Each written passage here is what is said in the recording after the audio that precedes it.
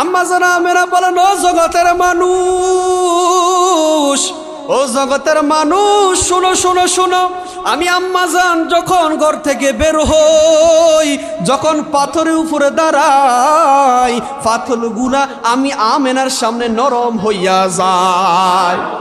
আমি পাথরকে জিজ্ঞাসা করি, ও পাথর, তুমি কেন নরম হইয়া যাও? পাথর ডাক দিয়া বলো, আমেনা, তোমার গর্ভের মধ্যে এমন একজন নবী আছে রে আমেনা, ওই নবী তোমার গর্ভের মধ্যে। আমেনা, আমার নবী যদি, তুমি পাথরের উপরে দাঁড়াইলে পাথর শক্ত, তুমি যদি ব্যথা পাও তাহলে নবী ব্যথা পাবে, এই জন্য আমি পাথর নরম হইয়া গিয়েছি। শুধু তাই নয়, আমার বড়রা কুমিল্লা সুন্নিয়া শেখ রাসুল ভাইয়েরা বাবারা, আম্মা জান আমিনা বলেন, আমি যখন ঘর থেকে বের হই আমার গায়ে থেকে মেশকো আম্বরের ঘ্রাণ বের হয়। আব্দুল মুত্তালিবের কাছে বিচার গিয়েছে, ও আব্দুল মুত্তালিব, তোমার বৌমা, তোমার তো সন্তান মারা গিয়েছে। মক্কা নগরীতে তখন একটি সময় ছিল যাদের স্বামী মারা যায় তারা সুগন্ধ ব্যবহার করতে পারে না। আব্দুল মুত্তালিবের কাছে বিচার গিয়েছে, ও আব্দুল মুত্তালিব, তোমার বৌমা প্রতিদিন ঘর থেকে বের হইলে কি জানি সুগন্ধ ব্যবহার করে। আব্দুল মুত্তালিব তার বউকে ডাক দিয়া বললেন, ও স্ত্রী আমার, আমার বৌমাকে জিজ্ঞাসা করো সে কি ব্যবহার করে। বৌমা ডাক দিয়া বললেন, আব্দুল্লাহর আম্মা ডাক দিয়া বললেন, ও বৌমা, তুমি কি ব্যবহার করো? আম্মা জান আমিনা বলেন, খোদার কসম করি বলি, খোদার কসম করি বলি রে মা, আমার গর্ভে যেদিন থেকে আমার সন্তান মুহাম্মাদুর রাসূলুল্লাহ এসেছে, ও মা, আপনি বিশ্বাস করবেন না, বিশ্বাস করবেন না, কে জানি আমাকে রাত্র আইসা বলে, আমেনা, ও আমেনা, তোমার গর্ভের মধ্যে কোনো সাধারণ মানুষ না, তোমার গর্ভের মধ্যে আখিরি জমানার পয়গম্বর। ও আমেনা, ও আমেনা, ও আমেনা, তোমার গর্ভের মধ্যে এমন একজন নবী আসছে। বলে, কে কে গো? বলে, ওই নবী না হইলে আমার আল্লাহ আসমান জমিনও বানাইতেন না। আম্মা জান আমিনা ডাক দিয়া বলেন, ও আমার শাশুড়ি আম্মা, আমি তো সুগন্ধি ব্যবহার করি না। বলে, কেন, তুমি কি ব্যবহার করো? বলে, আম্মা জান, আপনি বিশ্বাস করবেন কিনা জানি না, যেদিন থেকে আমার সন্তান মুহাম্মদুর রাসূলুল্লাহ আমার গর্ভে এসেছেন, ওই দিন থেকে আমি রাস্তা দিয়ে যাইলে আমাকে গাছে সালাম দেয়, মাছে সালাম দেয়, বনের পশুরা সালাম দেয়, পাথর নরম হয়ে যায়, আমি আমেনার গায়ে থেকে মেশকো আম্বরের ঘ্রাণ বের হয়। আব্দুল্লাহ ইন্তেকাল করে ফেললেন। যখন আব্দুল মুত্তালিব এই ঘটনা শুনলেন, আব্দুল মুত্তালিব দু চোখের পানি ফেলে দিলেন আর বললেন, ও মা, তুমি কি বলো? বলে, হ্যাঁ, সত্যি করে বলি, আমি একদিন ঘুমিয়ে পড়েছি, ঘুমের মধ্যে আমি স্বপ্নে দেখি হযরতে আদম আলাইহিস সালাতু ওয়াস সালাম আমাকে বলতে লাগলো, ও আমেনা, আমি তোমাকে স্বাগতম জানানোর জন্য এসেছি, তোমার গর্ভের মধ্যে নূরে মুহাম্মাদি আসতেছে। আম্মা জান আমিনা বলেন, ও মক্কার ছোট ছোট সন্তানগুলো, আমার নবী, আমার ছেলে মুহাম্মদুর রাসূলুল্লাহ সাল্লাল্লাহু আলাইহি সাল্লামকে কি তোমরা দেখেছ? বলে, আমরা তো মুহাম্মদকে চিনি নাই। বলে, আমরা দেখেছি একটা ছোট সন্তান, তার বয়স 6 বছর, ওই ছেলেটা আসমানের দিকে তাকিয়ে তার বাবার জন্য কান্না করে। আম্মা জান আমিনা বলেন, ও সন্তান আমার, ও নবী, তুমি কেন কান্না করো বাবা? বলে, ও মা, সকল শিশুদের বাবারা আইসা তাদেরকে নিয়ে যায়, কিন্তু আমার বাবাকে তো আজকে 6 বছর দেখি নাই, আমার বাবাকে তো দেখি নাই, আমার বাবা কোথায়? বলে, তোমার বাবা আছে। বলে, কোথায়? বলে, তোমার বাবা, তুমি গর্ভে থাকা অবস্থায় তোমার বাবা ইন্তেকাল করলেন, তোমার বাবা ইন্তেকাল করার পর আর আসবে না, আব্দুল্লাহ আর আসবে না। এই কথা বলার পর আমার নবী দু চোখের পানি ফেলে কান্না করে আর বলে, ও আম্মা জান, আমি আমার বাবা জানের কবর জিয়ারত করতে যাব, আপনি আমাকে আমার বাবা জানের কবরে নিয়ে যান। সুবহানাল্লাহ। দাদা আব্দুল মুত্তালিবের কাছে খবর গেল, আপনার নাতি তার বাবার কবর জিয়ারত করতে যাবে। আমি সংক্ষিপ্ত বলছি বাবা, অনেক সময় হয়ে গিয়েছে। বলে, বাবা, তুমি যে তোমার বাবার কবর জিয়ারত করবা, তোমার দাদা থেকে অনুমতি নাও। যখন তার দাসী উম্মে আইমানকে দিয়ে দাদা আব্দুল মুত্তালিবের কাছে অনুমতি চাওয়ার জন্য গিয়েছেন, দাদা আব্দুল মুত্তালিব বললে, ঠিক আছে, 2টা ঘোড়া দিয়ে দিলেন, তোমরা আব্দুল্লাহর কবর জিয়ারত করতে যাও। আমার নবীজি এবং উম্মে আইমান দাসী একটা ঘোড়া নিয়েছেন, আর আম্মা জান আমেনা আর আমার নবীজি একটা ঘোড়ার মধ্যে। আমার নবীজি যখন বাবার কবরের সামনে গিয়েছিল, বাবা দিলটা নরম করে দেন, চোখের মধ্যে এক ফোঁটা পানি আনেন রে বাবা। নবীজি যখন তার বাবার কবরের সামনে গিয়েছে, চিৎকার মেরে বলে, আব্বাজান, ও আব্বাজান, আর কখনো কি আপনার সাথে দেখা হবে না রে বাবা? আর কখনো কি আপনার সাথে দেখা হবে না? আর কখনো কি আপনার সাথে দেখা হবে না? এই কথা বলার পর আম্মা জান আমেনা কান্না করে। আমার নবীজি ছোট নবী, মাসুম নবীজি শিশু অবস্থায় এত কান্না করেছে, কিতাব প্রমাণ করে নবীজির কান্নায় আল্লাহর আরশে আজিম ধাক্কা লেগে গিয়েছে। আমার আল্লাহ ডাক দিয়ে বলে, ও ফেরেশতারা, ও জিব্রাইল, যাও যাও আমার নবীকে পাঠাইয়ে দাও। আমার নবী যদি কান্না করে, আমি জিব্রাইল, আমি আল্লাহ সহ্য করতে পারি না। আমার নবীজি বাবা হারাইয়া এতিম, যখন বাবার কবর জিয়ারত কইরা যখন মক্কা নগরীতে রওনা দিলেন, অর্ধেক পথে আসার সময় আম্মাজান আমিনা অসুস্থ হইয়া পড়ে গেলেন। অসুস্থ হওয়ার পরে আম্মাজান আমিনা ইন্তেকাল করলেন। বলেন, ইন্না লিল্লাহি ওয়া ইন্না ইলাইহি রাজিউন।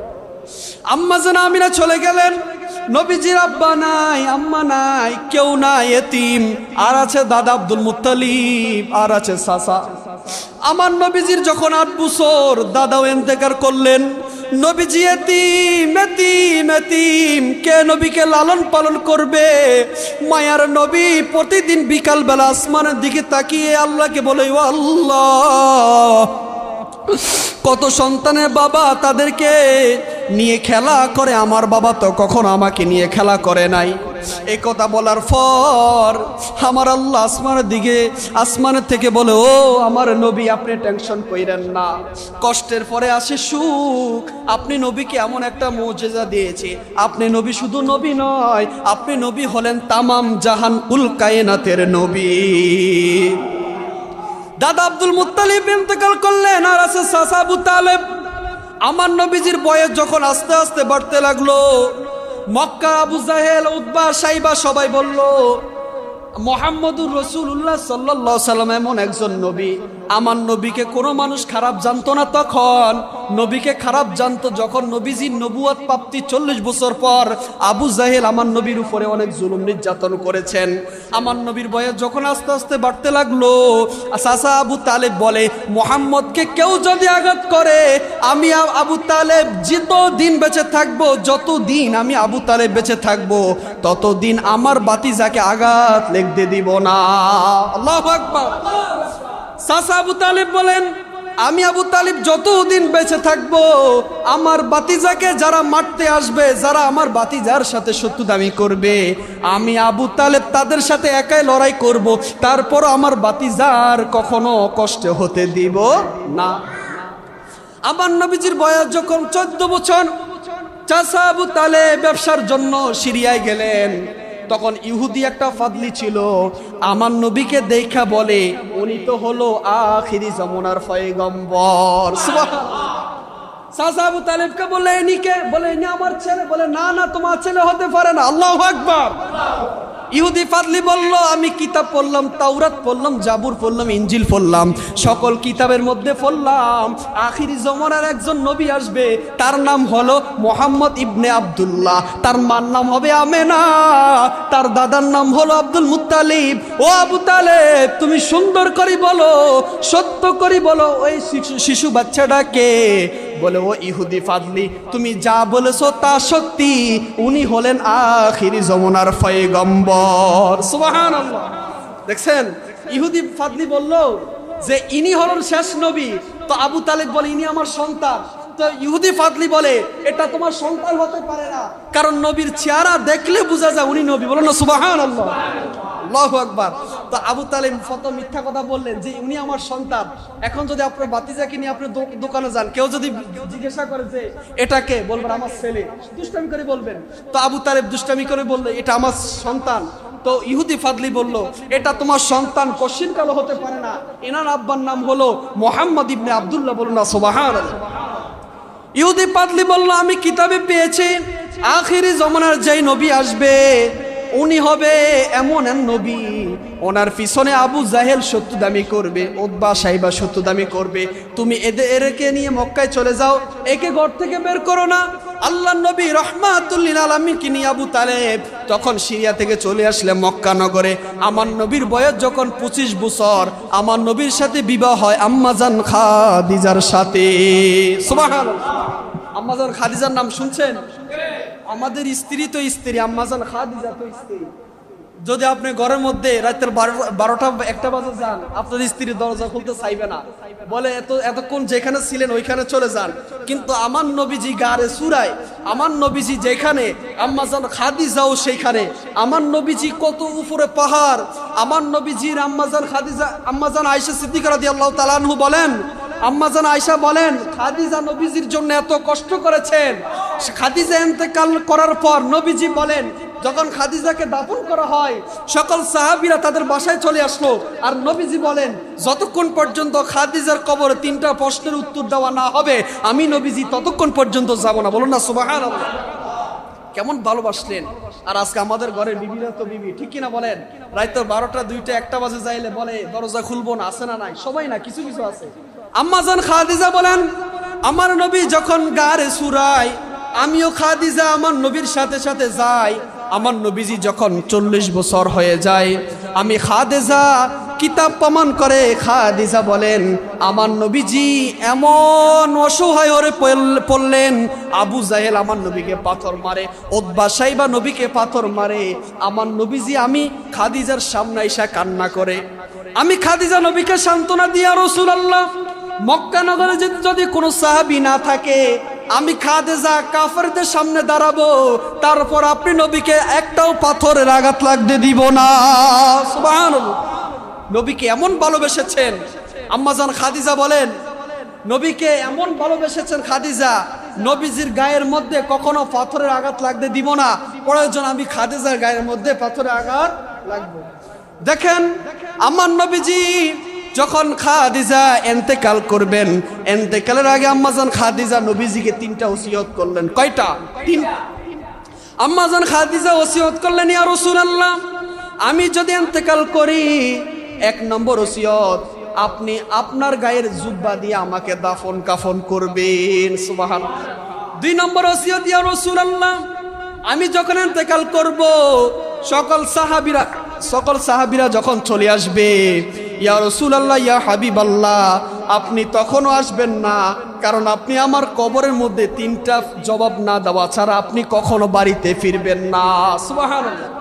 3 নাম্বার আম্মাজান খাদিজা বলেন আমি যখন ইন্তেকাল করব আপনার ঠোঁটের লালা আমার কাফনের উপর দিয়ে মেশকো আম্বরের আতর হিসাবে দিয়ে দিবেন। বলে কারণ কি? বলে আপনার লালা যদি আমার কাফনে পড়ে কখনো আমার কাফনের কাফন জ্বলবে না। সুবহানাল্লাহ। যে নবীজির থুতু মুবারক মেশকো আম্বরে গেরান বের হয়, আম্মাজান খাদিজা বলেন আমার নবীজির লালা মুবারক আমার কাফন দিলে আমি খাদিজা কখনো জাহান্নামে জ্বলবো না। বলেন নবীজির স্ত্রী হইয়া যদি এই কথা বলে, আর আমরা সলিমউদ্দিন কলিমউদ্দিন আমরা কিসের আশা পড়ে রয়েছি? নামাজের খবর নাই, রোজার খবর নাই, মাহফিলের দেখেন কত সুন্দর ওয়াজ মাহফিল সরে মানুষ নাই। কারণ হলো আমাদের ভিতরে এখনো আল্লাহর ভয় আসে নাই। তাহলে বোঝা গেল আম্মাজান খাদিজা বলেন আমি নবীজিকে এমন ভালোবাসি, নবীজিকে এতটা ভালোবাসি, আমার নবীজি মক্কা নগরীতে এত এতিম ছিলেন, আমার নবীর মতো এতিম কেউ ছিলেন না। আম্মাজান খাদিজা যখন ইন্তেকাল করলেন, চাচা আবু তালেব ইন্তেকাল করলেন, নবীজির আপন কেউ নাই, আপন কেউ নাই। আমার নবীজি মক্কা নগরীতে 13 বছর ছিলেন, মদিনাতে কয় বছর ছিলেন? 10 বছর। কয় বছর? নবীজি যখন মক্কা নগরীতে 13 বছর ছিলেন তখন আবু জাহেল উতবা সাইবা নবীজিকে এত আঘাত করেছেন, আল্লাহর নবী কিছুই বলেন না। আল্লাহর নবী শুধু আসমানের দিকে তাকিয়ে বলে আল্লাহ আমি একজন নবী, তারা চিনতে পারে নাই, তারা যদি বুঝতো তারা আমাকে আঘাত করতো। আল্লাহু আকবার। দেখেন আমার নবীজি যখন তাইফের ময়দানে দাওয়াত নিয়ে গেলেন, তাইফের ময়দানে দাওয়াত নেওয়া যাওয়ার পর উতবা, সাইবা, আবুল আহাব, তারা বড় বড় কাফেররা ছিল, তারা ছোট ছোট মাসুম বাচ্চাদেরকে বলল, তোমরা মুহাম্মদ রাসূলুল্লাহ সাল্লাল্লাহু আলাইহি সাল্লামকে পাথর মারো, কারণ উনি হলো পাগল। বলুন না নাউজুবিল্লাহ।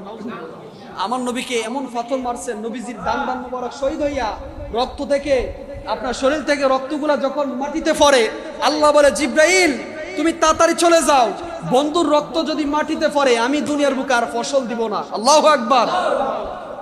দেখেন আল্লাহ জিব্রাইলকে বললো, জিব্রাইল তুমি তাড়াতাড়ি চলে যাও, কারণ আমার বন্ধু নবী মুহাম্মদুর রাসূলুল্লাহ সাল্লাল্লাহু আলাইহি সাল্লামের রক্ত মুবারক যদি জমিতে লাগে, আসমানে যদি লেগে এবং যদি জমিতে লেগে যায়, জমিনে লেগে যায়, তাহলে আমি আল্লাহ কখনো বান্দাদেরকে আর ফসল দিব না।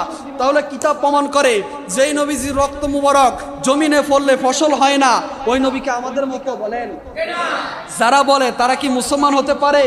দয়াল নবীর আগমনে, মায়ার নবীর আগমনে আনন্দিত ত্রিভুবন, উল্লাসে মাতিয়ায় ওঠে প্রিয় নবীর দুচরণ, উল্লাসে মাতিয়ায় ওঠে প্রিয় নবীর দুচরণ। দয়াল নবীর আগমনে, মায়ার নবীর আগমনে আনন্দিত ত্রিভুবন, উল্লাসে মাতিয়ায় ওঠে প্রিয় নবীর দুচরণ। নারে তাকবীর, জোরে নারে তাকবীর, নারে রিসালাত, অবিরত খুশির নারা দিচ্ছে সৃজন কোল, ববের মাঝে ফেয়ে তারা মুহাম্মদের রাসূল। বলেন সুবহানাল্লাহ।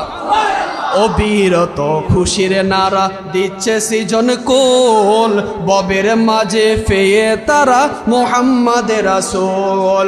মারহাবা মারহাবা দনি, মারহাবা মারহাবা দনি জিগির হলো সারাক্ষণ, উল্লাসে মাতিয়ায় ওঠে পেয়ে নবীর দুচরণ, উল্লাসে মাটিয়ায় ওঠে পেয়ে নবীর দুচরণ। মা আমেনা বলে সেদিন তিনটি পতাকা, পূর্ব পশ্চিম কাবার চাঁদে দিয়েছিল দেখা। সুবহানাল্লাহ বলেন। মা আমেনা বলে সেদিন তিনটি পতাকা, পূর্ব পশ্চিম কাবার চাঁদে দিয়েছিল দেখা। আসলেন নবী পোশাকে পরা, আসলেন নবী পোশাকে পরা, সুরমা লাগা দুই নয়ন, উল্লাসে মাতিয়ায় উঠে প্রিয় নবীর দুচরণ, উল্লাসে মাতিয়ায় উঠে প্রিয় নবীর। জান্নাত হতে হাওয়া আসিয়া মরিয়ম হাজেরা, মিলাদুন নবী করতে পালন আসিল তারা। সবাই মিলে গাই গুণগান, গাই গুণগান, গাই গুণগান, সবাই মিলে গাই গুণগান করি নবীর দুচরণ, উল্লাসে মাতিয়ায় উঠে পেয়ে নবীর দুচরণ। সকলে বলি মারহাবা। বলেন নাতে রাসূল বলে কি খারাপ লাগে? ভালো লাগেনি? বলেন বলেন এসো সবাই পালন করি মিলাদুন নবী, বলো এসো সবাই পালন করি। বাবা খোদার কসম একটা জবান বন্ধ রাখবে না, যারা পারেন না গুনগুনান, আমার মদিনার নবী তাকিয়েছে, বলুন মারহাবা। যারা পারেন না একটু গুনগুনান, যদি আল্লাহ আপনাদের আমাদের সবাইকে যদি কবুল করে ফেলে, আমাদের বিশ্বাস নবী আমাদেরকে দিদার দেবে ইনশাআল্লাহ। এসো সবাই পালন করি মিলাদুন নবী, বলো এসো সবাই পালন করি। নবীজি শ্রেষ্ঠ নিয়ামত কোরআনে পাবি, নবীজি শ্রেষ্ঠ নিয়ামত কোরআনে পাবি, এসো সবাই পালন করি মিলাদুন নবী, বলো এসো সবাই পালন করি। নবীজি শ্রেষ্ঠ নিয়ামত কোরআনে পাবি, নবীজি শ্রেষ্ঠ নিয়ামত কোরআনে পাবি, এসো সবাই পালন করি। আবু লাহাব কাফের হইয়া মিলাদুন নবীর খুশি হইয়া, আবু লাহাব কাফের হইয়া মিলাদুন নবীর খুশি হইয়া, কবরতে পাইল শান্তি হাদিস বুখারী, কবরতে পাইল শান্তি হাদিস বুখারী, এসো সবাই পালন করি মিলাদুন নবী, বলো এসো সবাই পালন করি। নবীজি শ্রেষ্ঠ নিয়ামত কোরআনে পাবি, নবীজি শ্রেষ্ঠ নিয়ামত কোরআনে পাবি। এসো সবাই পালন করি, সবাই এসো সবাই পালন করি। নবীজি শ্রেষ্ঠ নিয়ামত কোরআনে পাবি, নবীজি শ্রেষ্ঠ নিয়ামত কোরআনে পাবি। এসো সবাই পালন করি। আপনাদের কি কষ্ট হয়? আর অল্প অতক্ষণ সময় দিন, ইনশাআল্লাহ আধা ঘন্টার মধ্যে আমরা শেষ করে দিব। তো দেখেন আমি কোন কথায় আসলাম। আম্মাজান খাদিজা যখন চলে গেলেন, আমার নবীজি এত কষ্ট পেলেন, আমার নবীজির কেউ নাই, চাচা আবু তালেবও চলে গেলেন। আল্লাহ নবীকে এত নির্যাতন করেছেন মক্কার কাফের বেঈমানরা, উতবা সাইবা আবু জাহেল ঘোষণা দিয়ে দিল যে তোমরা যদি মুহাম্মদের গর্দান আনতে পারো আমরা তোমাদেরকে 300 উট দিব। বলুন নাউজুবিল্লাহ। আবু জাহেল যখন ঘোষণা দিয়ে দিলেন তোমরা যদি মুহাম্মাদুর রাসূলুল্লাহ সাল্লাল্লাহু আলাইহি ওয়াসাল্লামকে যদি আনি দিতে পারো আমরা তোমাকে 300 উট দিব। এক বিয়াদব এক কাফের এই কথা শোনার পর আমার নবীজির গর্দান আনার জন্য গিয়েছে। বলুন নাউজুবিল্লাহ। হযরত ওমরের কাহিনী শুনেন। হযরত ওমর ফারুক রাদিয়াল্লাহু তাআলা আনহু এমন সাহাবী ছিলেন যিনাকে দেখলে শয়তান পর্যন্ত ভয় পায়। হযরত ওমর বলেন আমি আমার নবীজির গর্দান আনার জন্য মদিনায় যাই, মক্কায় যাই। তার বন্ধুর সাথে দেখা হলো। তার বন্ধু বলে ওমর তুমি মুহাম্মদের গর্দান আনার দরকার নাই, তোমার ঘরে যাও, তোমার বোন বগ্নিপতিরা কালিমা পড়ে মুসলমান হয়ে গিয়েছে। হযরত ওমর ঘরে গেলেন, যাইয়া দেখে তার বোন কোরআন শরীফ পড়ে। বলে ও বোন তুমি কোরআন শরীফ পড়ো কেন? মুহাম্মদের কালিমার মধ্যে কি মধু আছে? বোন বলে ভাই তুমি তো নাফাক, তুমি বুঝবা না। সুবহানাল্লাহ। বোন বলে ভাই তুমি নাফাক, তুমি বুঝবা না। বলে কি করতে হবে? বলে তুমি ওযু করে আসো। তার বোনকে এমন মাইর দিলেন, রক্তাক্ত করে ফেললেন। যখন আমার নবীজি হাত তুলে আল্লাহকে বললেন আল্লাহ ইসলামের জন্য ওমরকে কবুল করেন আর না হয় আবু জাহেলকে কবুল করেন। আমার আল্লাহ নবীজির দোয়া খালি ফিরাইয়া দেন নাই, আমার আল্লাহ ওমরকে ইসলামের জন্য কবুল করেছেন। হযরত ওমর কোরআন শরীফ খুললেন আর বললেন আল হক তুমাল হক। কোরআন শরীফ পড়তে লাগে। হযরত ওমর বলে আমার কাছে এত ভালো লাগে। হযরত ওমর বলে আমি মুহাম্মদুর রাসূলুল্লাহ সাল্লাল্লাহু আলাইহি সাল্লামের গর্দান আনার জন্য মক্কায় যাই, আর কখনো যাব না। হযরত ওমর নবীর সামনে এসে বলে ইয়া রাসূলুল্লাহ, ইয়া হাবিবাল্লাহ, নবীজি বেয়াদবি মাফ করবেন, আপনার হাতে হাত রাইখা আমি ওমরকে মুসলমান বানাইয়া দেন। আল্লাহু আকবার বলেন না। ওয়াজ কি খারাপ লাগে বাবা? ছেড়ে দিব চলবে না, আর কতক্ষণ চলক নাকি? হযরত ওমর বলেন আপনি আমার হাতে হাত রাইখা আপনি আমাকে মুসলমান বানাইয়া দেন, কারণ এমন একজন নবী দুনিয়ার বুকে এসেছেন যেই নবীর চেহারা মুবারকের দিকে তাকাইলে ক্ষুধা নিবারণ হয়ে যাইতো।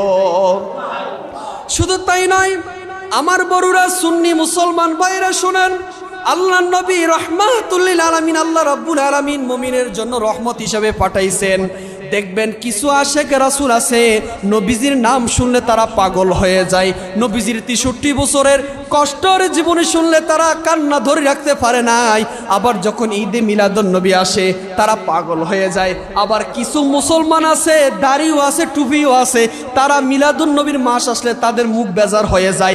এমন মুসলমান আমাদের বড়ুরা কলাখালে আছে না নাই? কইলে কি খারাপ হইব বাবা? আবার যাইতে সময় আমরা ধরেনি আবার। হ্যাঁ, যারা আশিক রাসূল, যারা নবীর প্রেমিক, আমি মাঝে মধ্যে ওয়াজ মাহফিলে যাই বলি যে আমি কলাখাল জুমা পড়াই।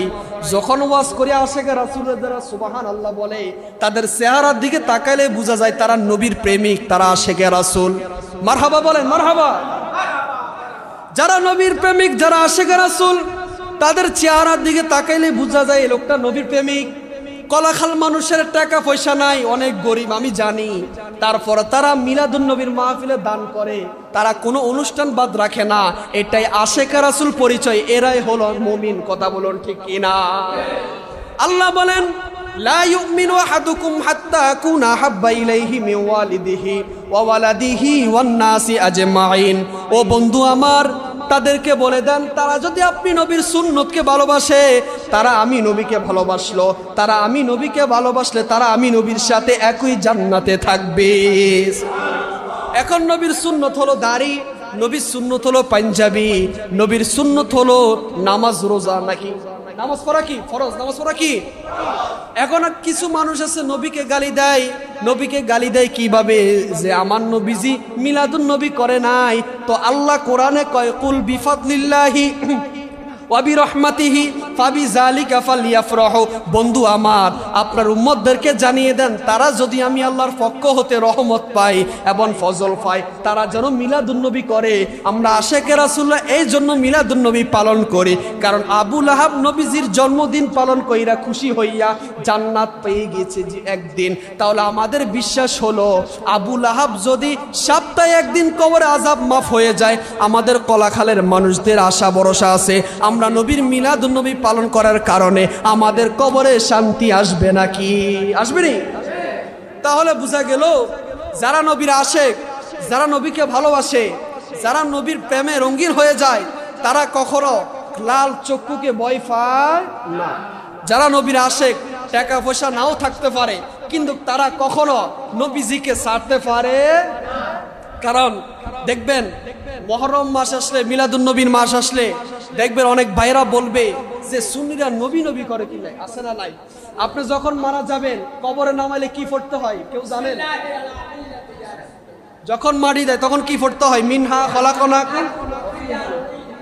দেখেন আমার আল্লাহ বলেন, কোন মুসলমান যদি জানাজার পরে 40 কদম হাইটা যদি কোনো মুসলমানকে যদি কবরে রাখা হয়, যদি 40 কদম হাঁটতে পারে, 40টা কদম দিতে দেরি হয়, আমার আল্লাহ তার 40টা গুনাহ মাফ করে দেয়। আল্লাহু আকবার। দেখেন আমরা যে মুসলমান হয়েছি বাবা, এত খুশি আমরা, এত আনন্দ, আল্লাহর কাছে কি বলে শুকরিয়া আদায় করব। কোন হিন্দু মারা যাইলে জানাজা দেয় না, জানাজা দেয়?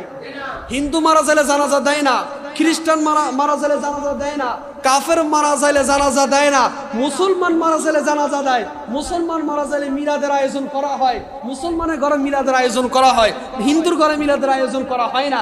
এটাই বোঝা যায় যারা মুসলমান তারাই হলো শ্রেষ্ঠ। বলুন না সুবহানাল্লাহ।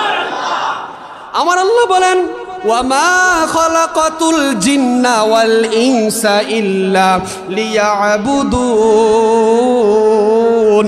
আল্লাহু আকবার। আল্লাহ বলেন, আমি মানুষ এবং জিন জাতিকে সৃষ্টি করেছি তারা যেন আমি আল্লাহর ইবাদত করে।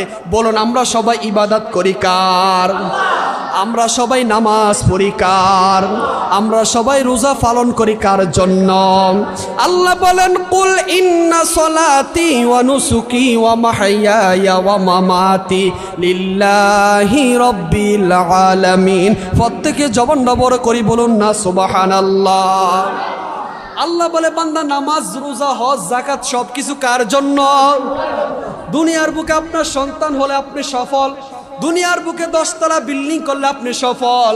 আল্লাহ বলে, বান্দা রে, কবরে যখন যাইবা, কবরের মধ্যে তোমার 10 লাখ টাকা ঘুষ খাওয়াইয়া তোমার কবরে প্রশ্নের উত্তর দিতে পারবা না। দুনিয়ার বুকে টাকা দিয়া চাকরি করা যায়, দুনিয়ার বুকে টাকা দিয়া সম্মান পাওয়া যায়, কিন্তু কবরে যখন যাইবা, যখন বলবে মার রব্বুকা ওয়া মা দীনুকা, তখন তুমি যদি কবরে প্রশ্নের উত্তর দিতে পারো, আমার নবী তোমার কবরে হাজির হইয়া যাবে। আর যদি তুমি কবরে প্রশ্নের উত্তর না দিতে পারো, তাহলে তোমার জিন্দেগি আর সফল হইল না। দেখেন আমাদের কলাখালে বিল্ডিং আছে না নাই? 4 রুম, 3 রুম, 2 রুম এরকম আছে না নাই? তো আমরা বিল্ডিং বানাইছি কার জন্য? স্ত্রীর জন্য। বিল্ডিং বানাইছি কার জন্য? ছেলে মেয়ের জন্য, ঠিক কিনা বাবা? তো আল্লাহ বলে, বান্দা দুনিয়া থাকার জন্য যেমন তুমি ধন সম্পদ রেডি করে রাখছো, তেমন কবরের জন্য তুমি নেক আমল করে রাখো। বলে কি কেমন নেক আমল?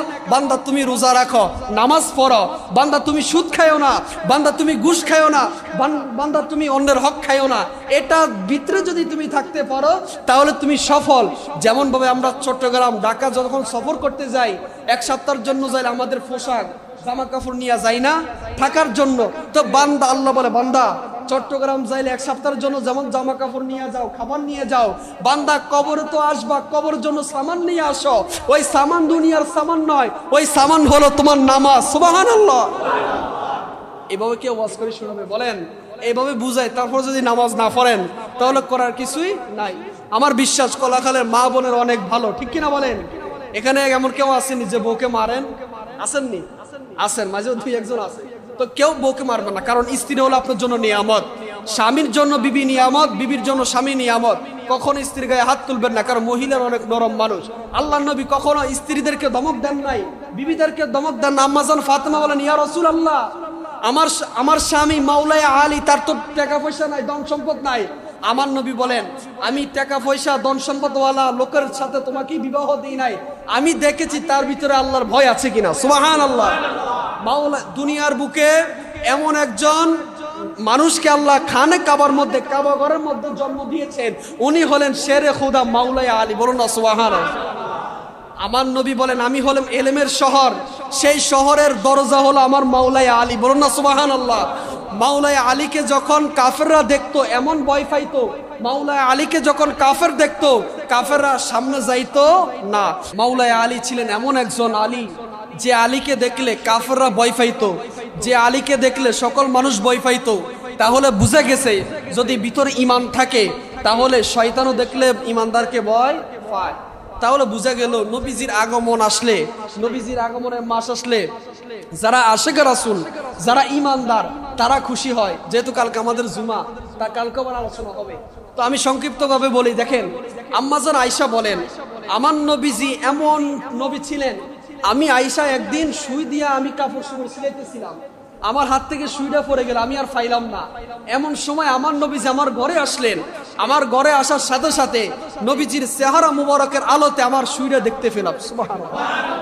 তো আমার নবীজি যে নূরের নবী, হায়াতুন নবী, জিন্দা নবী, এখানে আর কোনো সন্দেহ আছে? হযরত আবু হুরায়রা বলেন, আমার নবীজির চেহারার দিকে আমি একবার তাকাইলাম, চাঁদের দিকে একবার তাকাইলাম, আমি দেখতে পেলাম আসমানের চাঁদ কি সুন্দর, তার থেকে দ্বিগুণ, তার থেকে কোটি কোটি গুণ আমার নবী সুন্দর। সুবহানাল্লাহ। দেখেন, রাত্র 2টা-3টা বাজে যখন আপনি বাইরে বের হন, দেখবেন আকাশের যে চাঁদ, তারকার আলোতে আমরা কিছু হট দেখি। কিন্তু হযরত আবু হুরায়রা বলেন, আমি যখন রাস্তা দিয়ে বের হই, আমি দেখতে পাই আমার নবীজির চেহারা মুবারকের আলোতে অন্ধকার পর্যন্ত আলোকিত হয়ে যায়। বলেন না সুবহানাল্লাহ। ওই নবীকে পেয়ে যারা মুমিন, যারা আশিক রাসূল, তারাই খুশি হবে, আর বাকিরা বেজার থাকবে, ঠিক কিনা? এখন আসুন আমরা নবীজির শেষের দিকে চলে যাই। আমার নবীজি যখন ইন্তেকাল করবেন, নবীজির একজন সাহাবী ছিল, যিনার নাম হলো হযরতে বেলাল। নাম কি? হযরতে বেলাল। বেলালের আলোচনাটা শুনেন 15 মিনিট সময়। হযরতে বেলাল এমন পাগল সাহাবী ছিলেন, তার ঘরবাড়ি ছিলেন না, এত গরিব ছিলেন, তার কাছে কেউ মেয়ে বিবাহ দেয় না, এত কালো, কুচকুচে কালো। কিন্তু হযরতে বেলাল যখন মাইকের সামনে যখন আজান দেয়, ডাইনে 41 কিলোমিটার, বামে 41 কিলোমিটার, সামনে 41 কিলোমিটার, উপরে আরশে আজিম। সুবহানাল্লাহ।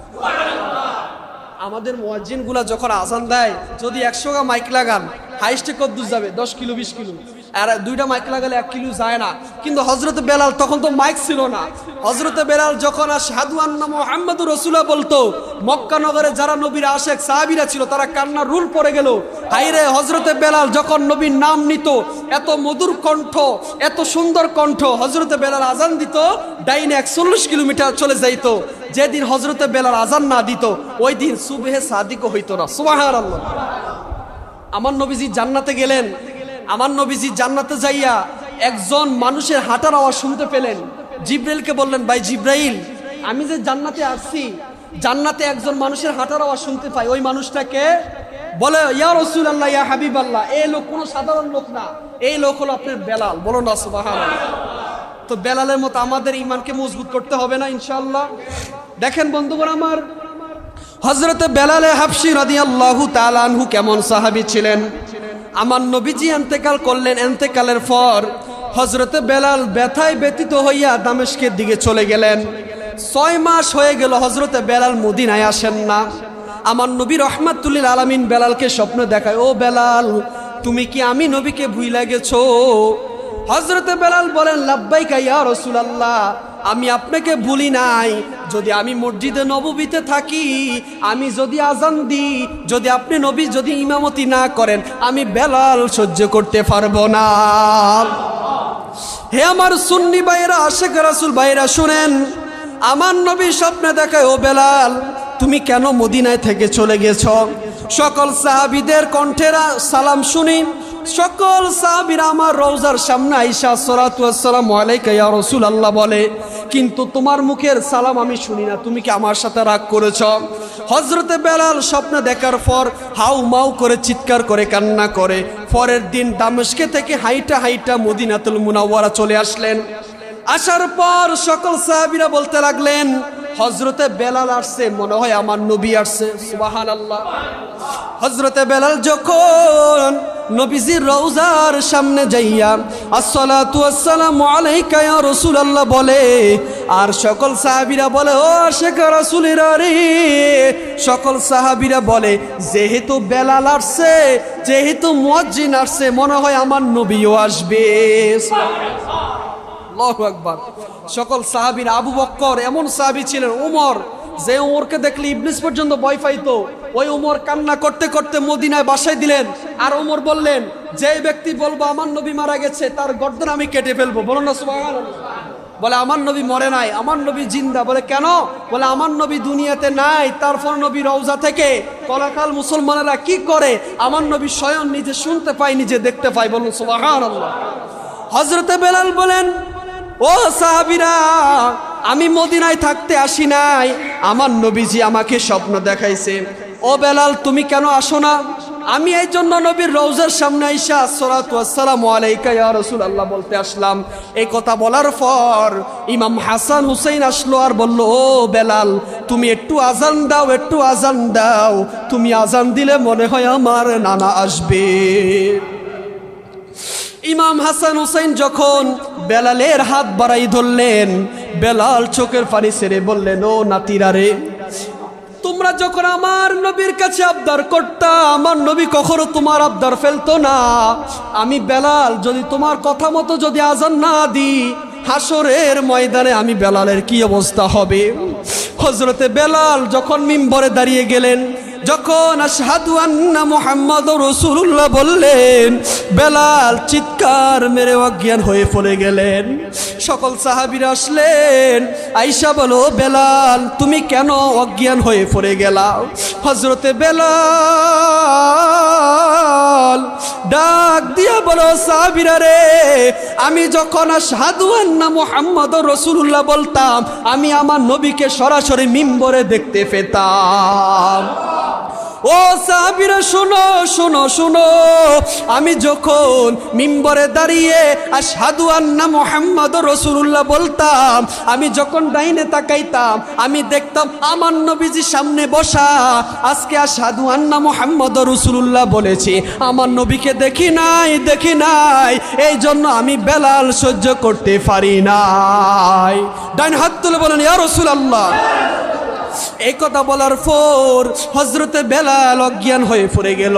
মক্কা নগরীতে সকল সাহাবীদের কান্নার রোল ফেলে গেল। সকল সাহাবীরা বলে, ও বেলাল তুমি আর দামেস্কের দিকে যাইও না। বলে কেন? বলে তুমি যদি মদিনায় থাকো, আমরা তোমার কণ্ঠের আজান শুই না, আমার নবীজিকে আমরা সরাসরি দেখতে পাইতাম। সুবহানাল্লাহ। কিতাব প্রমাণ করে হযরতে বেলাল এমন কালো ছিল, হযরতে বেলাল যখন নবীর নাম মুবারক বলতো, মক্কার কাফেররা পাগল পারা হইয়া যাইত। নবীর নাম যখন হযরতে বেলাল যখন নবীর নাম মুবারক বলতো, আবু বকর চিৎকার মেরে উঠতেন।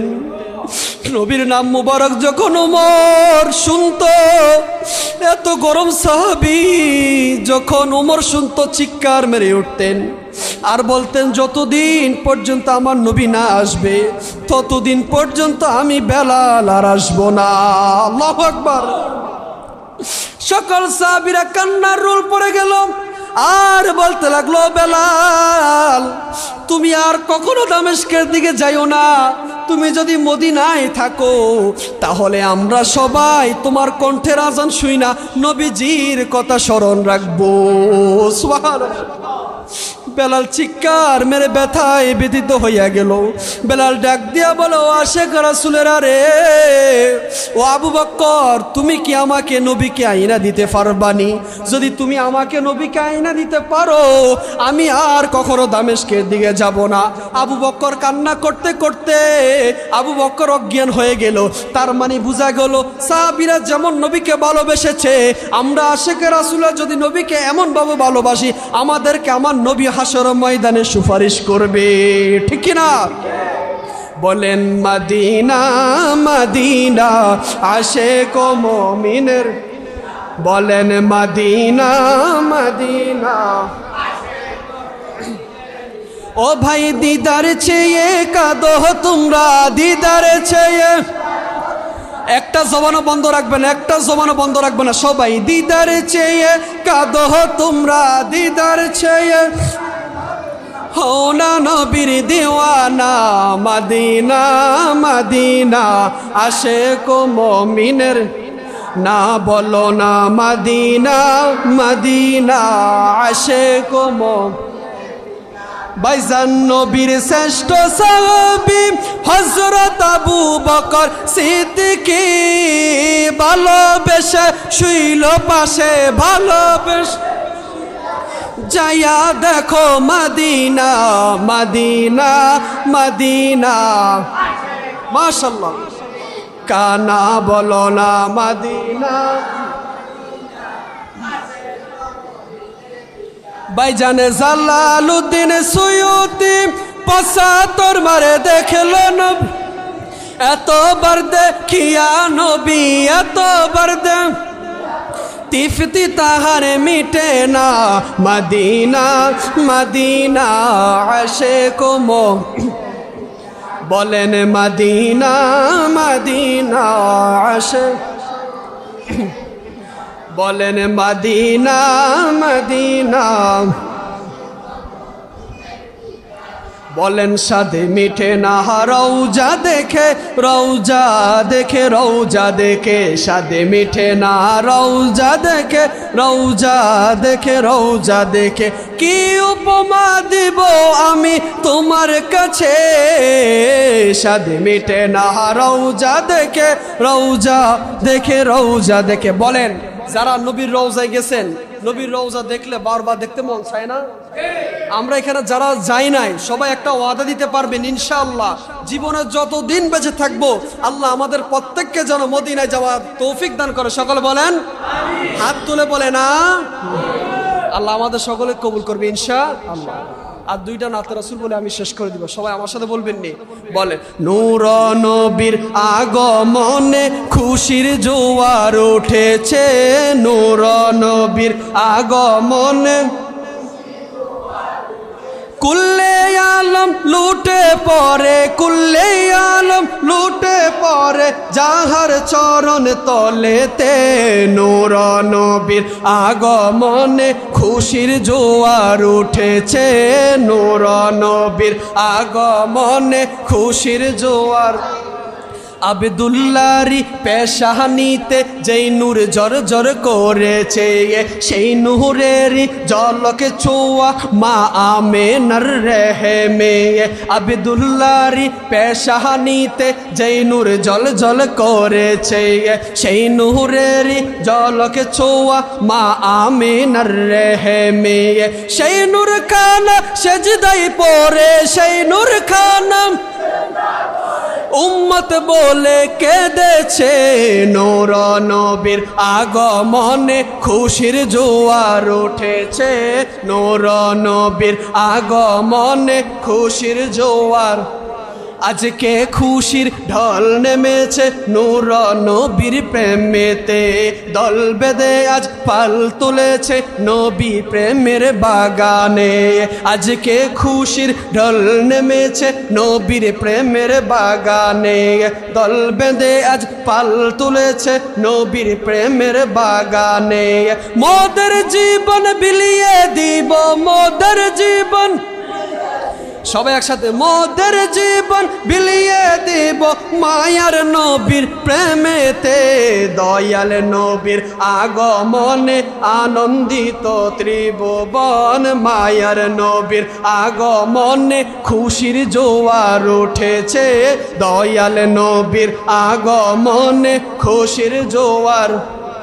বলেন সালাতু সালাম গোয়া আমার দুরুদ সালাম গোয়া আমার কোয় নবী মুস্তফায়, তোমরা যদি যাও মদিনায়, তোমরা যদি, বলেন সালাতু সালাম গোয়া আমার দুরুদ সালাম গোয়া আমার কোয় নবী মুস্তফায়, তোমরা যদি মদিনা শরীফের মাটি